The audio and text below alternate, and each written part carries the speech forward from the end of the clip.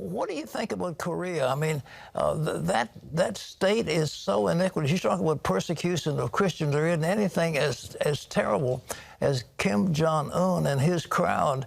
But should we have done something different? Should we have followed MacArthur? It's a bit of a parlor game to answer that question these days. But I've studied that history when I was a cadet at West Point. It was remarkable what MacArthur did. A graduate of the same college I'm from.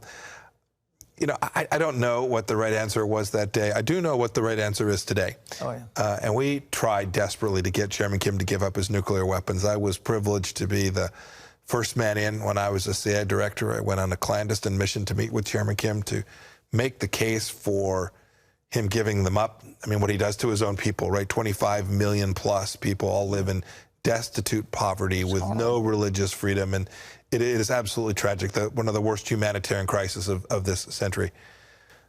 We weren't completely successful. We got him to stop doing a lot of the testing that was taking place that threatens the United States, but he still has his nuclear weapons. We need to keep praying, and this administration needs to keep working. And if we can get that right, we can denuclearize the Korean Peninsula, and really good things for those 25 million people can follow. You think he'll ever do it?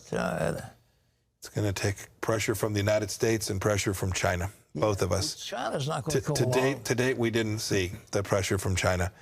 They have an interest in it as well. Nuclear weapons in North Korea aren't a good thing for them, but they view it as a buffer. They view it as a space between them and the South Koreans. Kim is testing now. He's launching some more rockets. Those short-range ballistic missiles, he hasn't done any of the long-range missiles, nor has he conducted nuclear tests. Those are things that matter an awful lot to our security here in the homeland. But in the end, Chairman Kim with a nuclear weapon is a very unstabilizing, very dangerous thing for not only the United States, but for the entire world. Well, are the Iranians getting nuclear technology from North Korea? Is that where they're getting it? So there's a history of the two of them. What's the right way to describe it? Playing footsie? Yeah, okay.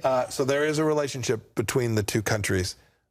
There's a lot of work that goes into making sure that the risk of proliferation of these nuclear weapons from North Korea to Iran doesn't take place. And Iran, as a result of that, has chosen to try and build it out itself, try to make a homegrown system.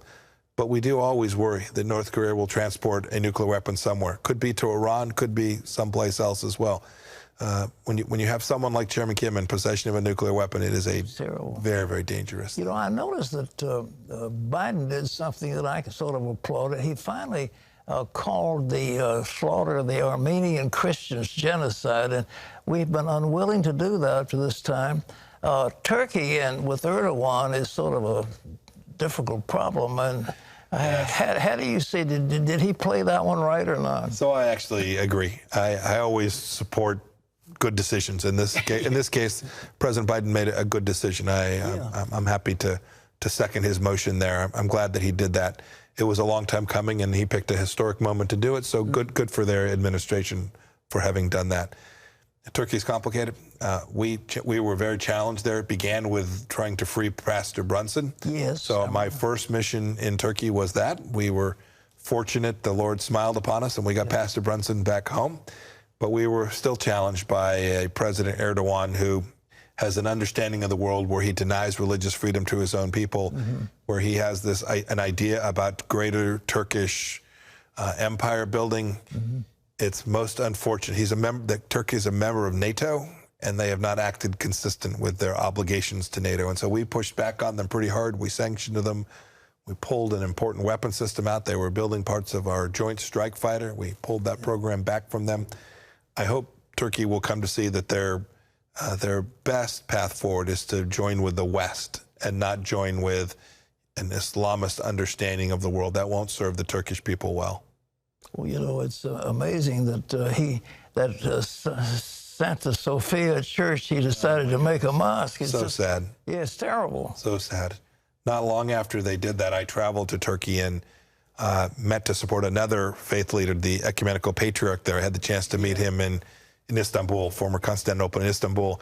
It was glorious to be at the seat of the Greek Orthodox Church and to see those Christian believers in a very challenging place there in Turkey.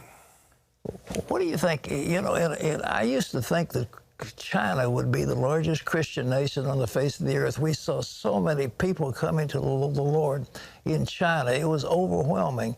And there seems to be a religious revival. Are you heartened by the fact that there's so many people coming to the Lord? I mean, there really is a spiritual revival in the world despite these things. I see it in so many places. I saw it in Africa. Yeah. I saw it in places in South America.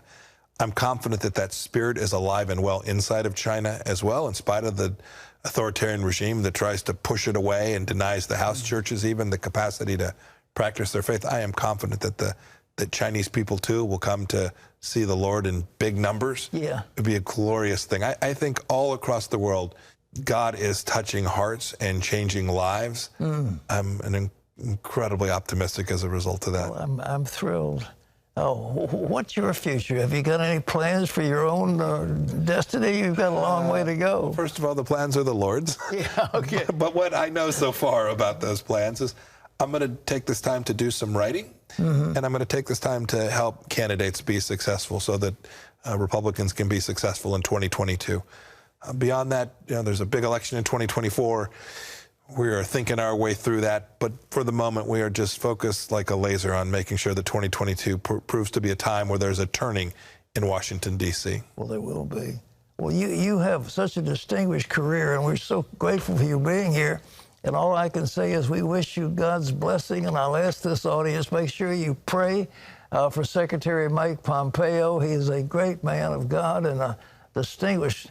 When I read all of your accomplishments as I introduce you to speak to Regent, it's just incredible what you have accomplished. Well, that's very kind. We're so honored to have you with us. God bless you. God bless you, too. Thank you.